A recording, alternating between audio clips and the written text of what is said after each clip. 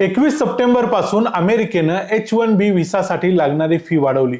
21 सप्टेंबरला चीननं एक नवीन व्हिसा म्हणजेच के व्हिसाची सुरुवात केली। पण 21 सप्टेंबरला पाकिस्तानमध्ये काय चाललं होतं? तर 21 सप्टेंबरला पहाटे 2 वाजता पाकिस्तानने पाकिस्तानच्याच खैबर पख्तूनख्वा प्रांतातल्या एका गावावर बॉम्ब टाकले। म्हणजे पाकिस्तानच्या एअरफोर्सने आपल्याच देशातल्या एका गावावर बॉम्ब टाकले आणि त्या गावातल्या 30 लोकांचा त्यात बळी गेला। या देशाच्या लष्कर प्रमुखाला फील्ड मार्शल होण्याची घाई होती, सरकारने पण त्याला फील्ड मार्शल करून टाकलं। पाकिस्तानच्या आर्मीची, पाकिस्तानच्या सरकारची अशी अवस्था आहे, हीच लायकी आहे। ही घटना अतिशय दुर्दैवी आहे। या घटनेतून आनंद वाटण्यासारखं काहीच नाही, कारण अनेक पुरुष, स्त्रिया आणि लहान मुलांचा देखील या घटनेत, या एअर स्ट्राइक्स मध्ये मृत्यू झालेला आहे। पाकिस्तानच्या मिलिटरीला हे पाप कधीतरी फेडावं लागेलच, ते त्यांनी फेडलंच पाहिजे। पण पाकिस्तानची नियत काय आहे, पाकिस्तान हा देश किती रसातळाला गेलेला आहे त्याचंच हे उदाहरण आहे। काय घडलं, कसं घडलं आणि तिथंच का घडलं, या सगळ्या गोष्टींचा शोध आपण आजच्या या व्हिडिओमध्ये घेणार आहोत। मी आहे रणजित यादव आणि तुम्ही पाहताय द मराठी बाणा। तुम्हाला नकाशामध्ये दिसत असलेल्या पाकिस्तानच्या खैबर पख्तूनख्वा या प्रांतातल्या तिरा व्हॅलीमध्ये मात्रेदारा नावाचं एक गाव आहे। या गावामध्ये 21 सप्टेंबरच्या पहाटे 2 वाजता म्हणजे रात्रीच्या वेळेला पाकिस्तानच्या चायनीज मेड JF-17 विमानांनी LS-6 बनावटीचे 8 गाइडेड बॉम्ब या गावावर टाकले आणि जवळजवळ सर्व गाव उद्ध्वस्त केलं। गाव छिन्नविच्छिन्न तर झालंच, पण या गावात राहणाऱ्या 30 लोकांचा यामध्ये मृत्यू झालाय, ज्यामध्ये लहान मुलं, स्त्रिया, पुरुष सर्वांचा समावेश आहे। म्हणजे आपल्याच देशातल्या लोकांचा पाकिस्तानने रात्रीच्या वेळी अचानक हल्ला करून ते झोपेत असताना बळी घेतला। आता पाकिस्तान याबद्दल अनेक गोष्टी सारवासारव करून सांगण्याचा प्रयत्न करतोय, पण प्रत्यक्षात हा जो 30 लोकांचा मृत्यू झालाय हा आकडा इंटरनॅशनल मीडियामध्ये आलेला आकडा आहे। हा आकडा बनावट असू शकतो, हा आकडा प्रत्यक्ष फार मोठा असू शकतो, पण आपण पाकिस्तान सरकारने दिलेला आकडा 30 हा गृहीत धरला तरी इतक्या लोकांचा नाहक जीव पाकिस्तानच्या मिलिटरीनं घेतलाय असा आरोप इथले राहणारे सामान्य लोक करतायत। पाकिस्तानमधले विरोधी पक्ष देखील यासाठी सरकारला धारेवर धरतायत। पाकिस्तानच्या मिलिटरीनं या प्रश्नाचं उत्तर दिलं पाहिजे आणि या संपूर्ण प्रकरणाची इम्पार्शियल चौकशी झाली पाहिजे असं इथल्या लोकांचं म्हणणं आहे। पण ती कदाचित पाकिस्तानमध्ये होण्याची शक्यताच नाही, कारण समोर मिलिटरी आहे। पण पाकिस्तानच्या मिलिटरीचं आणि पोलिसांचं याबद्दल काय म्हणणं आहे ते बघूया। पाकिस्तानची मिलिटरी म्हणते की या गावामध्ये तेहरीक-ए-तालिबान पाकिस्तान म्हणजेच TTP, ज्याला कधी कधी पाकिस्तान तालिबान असं देखील म्हटलं जातं, या दहशतवादी संघटनेचे अनेक लोक लपून बसले होते। या गावातल्या लोकांचा हे दहशतवादी कव्हर म्हणून वापर करत होते। आता लोकांचा कव्हर म्हणून वापर केला तर त्या लोकांना कव्हर पासून वेगळं करून दहशतवाद्यांची हत्या करायला पाहिजे, पण तसं न करता या पाकिस्तानच्या मिलिटरीनं त्या दहशतवाद्यांचा आणि त्यांच्या कव्हरचा अशा सगळ्यांनाच उडवलंय। हे कुठल्या न्यायात बसतं हे पाकिस्तान सरकारलाच माहिती। म्हणून पाकिस्तानने हे मिलिटरी स्ट्राईक केले आणि यामध्ये 14 दहशतवाद्यांचा मृत्यू झाला आणि 10 सामान्य लोक मारले गेले असं पाकिस्तानच्या मिलिटरीचं अधिकृतपणे म्हणणं आहे।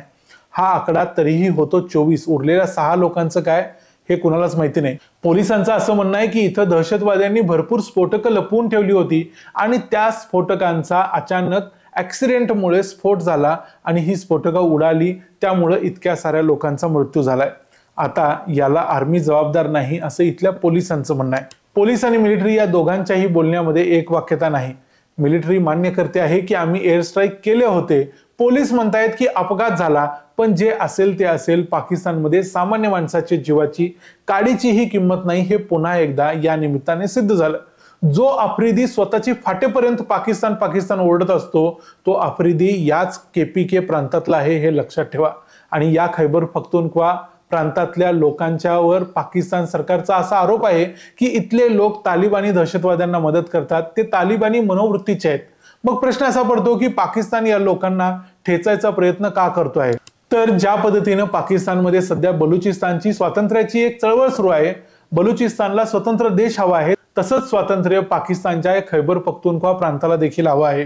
पाकिस्तानमध्ये पंजाब सुप्रीमसी चालते, म्हणजे लाहोर, रावळपिंडी वगैरे भागातले लोक पाकिस्तानच्या राजकारणावर नेहमी आपला वचक ठेवतात, दबदबा ठेवतात। इथलेच लोक मोस्टली पाकिस्तानमध्ये राज्य करत असतात, त्यामुळे बाकीच्या भागातल्या लोकांना कमी लेखलं जातं, दुय्यम नागरिक समजलं जातं। त्यामुळे इथल्या लोकांना पाकिस्तानपासून स्वातंत्र्य हवं आहे।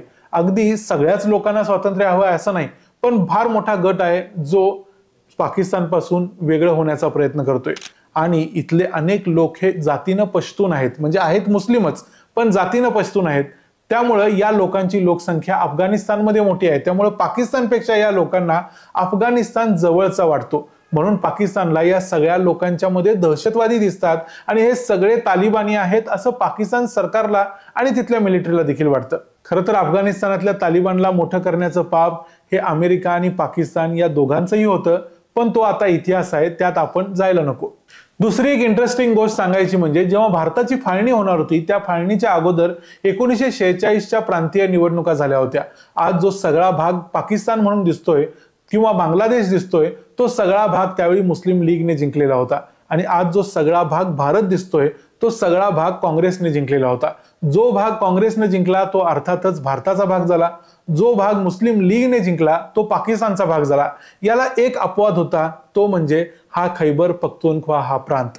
भलेही हा प्रांत आज पाकिस्तानमध्ये असला तरी 1946च्या निवडणुकीत काँग्रेस या प्रांतामध्ये जिंकलेली होती.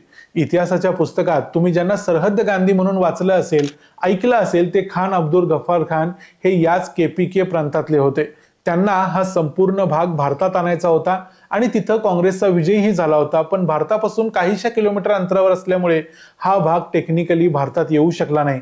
भलेही गफ्फार खान शेवटपर्यंत त्यासाठी प्रयत्न करत राहिले पण त्यांच्या वाट्यालाही पाकिस्तानमध्ये तुरुंगच आला. इथल्या लोकांच्या बद्दल पाकिस्तानच्या पंजाब प्रांतातल्या सरकारी बाबूंना विशेष प्रेम वाटत नसण्याचं दुसरं महत्वाचं कारण हे होतं. आणि पाकिस्तानने इथल्या प्रांतावर अशा प्रकारचा हा पहिलाच हल्ला केलाय अशातला काही भाग नाही. 10 एप्रिल 2010ला पाकिस्तानच्या मिलिटरीने खैबर पख्तूनख्वा प्रांतातल्या सराविला नावाच्या गावावर अशाच प्रकारचा एक हल्ला केला होता ज्यामध्ये 63 सामान्य लोकांचा मृत्यू झाला होता. ते देखील पाकिस्तान सरकारने पहिल्यांदा दडपण्याचा प्रयत्न केला पण अखेर 17 एप्रिल 2010ला पाकिस्तानचे लष्कर प्रमुख अशफाक कयानी यांनी इथल्या लोकांची माफी मागितली. त्यांना ती मागावीच लागली. मान्य करावं लागलं होतं की आमच्याकडून चूक झाली आणि सामान्य लोकांचा मृत्यू झाला.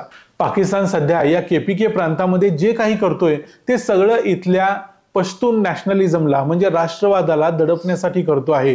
त्यासाठी इथल्या सामान्य लोकांचा बळी द्यावा लागला तर त्याची फिकीर पाकिस्तान सरकारला किंवा मिलिटरीला नाही.